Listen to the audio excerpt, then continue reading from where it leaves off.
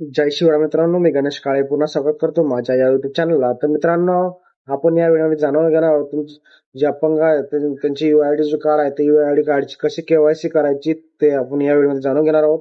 जर तुम्ही आमच्या युट्यूब चॅनलवर पहिल्यांदा आला असाल तर आमच्या चॅनल नक्की सबस्क्राईब करा, तसेच दिलेल्या बेल आयकॉन क्लिक करा, कारण की आमच्या नवीन व्हिडिओचे नोटिफिकेशन तुम्हाला मिळत राहील. चला तर मित्रांनो, व्हिडिओ सुरू करूया.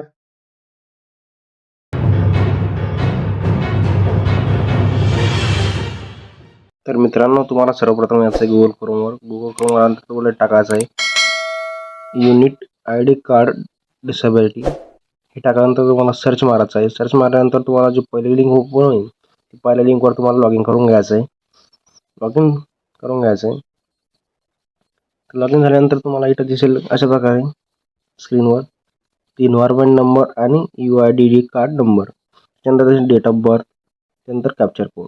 तर आपल्याला फिलअप करून घ्यायचं. जो तुमच्याकडे UID जे कार्ड आहे त्या कार्डवर तुम्हाला जो एक MH नंबर असेल तो MH नंबर टाकून घ्यायचा आहे तुम्हाला. तसेच जे कस्टमर आहे ते कस्टमरचं तुम्हाला इथं जन्मतारीख म्हणजे डेट ऑफ बर्थ तुम्हाला इथे टाकून घ्यायचं आहे. तर आपण फिलअप करून घ्यायचं राहतं अशा प्रकारे. जर तुम्ही आमच्या युट्यूबवर पहिल्यांदा आला असाल तर आमच्या चॅनल नक्की सबस्क्राईब करा, तसे दिलेल्या बेल आयकॉन क्लिक करा, कारण की आमच्या नवीन व्हिडिओचे नोटिफिकेशन तुम्हाला मिळत राहतील. तर मित्रांनो, अशा प्रकारे आपण लॉग इन करून घेतलेलं आहे.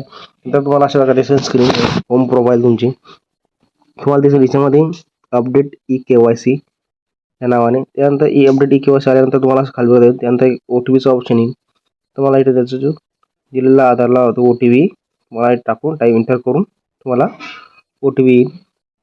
OTP आल्यानंतर तुम्हाला तो OTP टाकायचा आहे. OTP टाकल्यानंतर तुम्हाला सबमिट ऑप्शन करायचं. त्यानंतर तुम्हाला दिसेल your KYC successfully verification update. तर मित्रांनो, अशा प्रकारे तुम्हाला UID कार्ड आहे ती UID कार्डची KYC करता येणार आहे.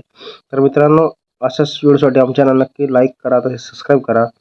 तर तुम्हाला हा व्हिडिओ कसा आवडला तसेच आम्हाला कमेंट करून कळवा. भेटूया. धन्यवाद.